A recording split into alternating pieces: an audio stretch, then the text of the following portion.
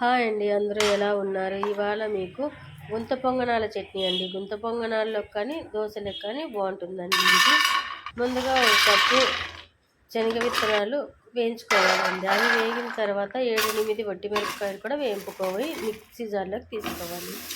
అదే ప్యాన్లో ఒక పెద్ద సైజు టమాటా కూడా వేయించుకోవాలి. ముందుగా వట్టి మిరపకాయలు, పప్పులు, శనగ విత్తనాలు, టమాటా, రుచికి తగ్గట్టు ఉప్పు, 4-5 వెల్లుల్లి రెబ్బలు వేసుకొని మెత్తని పేస్ట్లా పెట్టుకోవాలండి.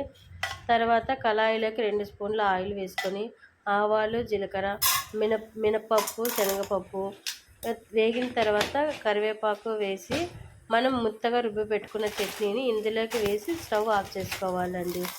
కొద్దిగా వాటర్ వేసుకొని చట్నీలోకి కొద్దిగా వాటర్ వేసుకొని మనం బాగా కలిపెట్టుకొని చూసుకోవాలండి. అంతేనండి, ఎంతో రుచికరమైన ఈ శనగ విత్తనాల వట్టి మిరపకాయల చట్నీ రెడీ అవుతుంది.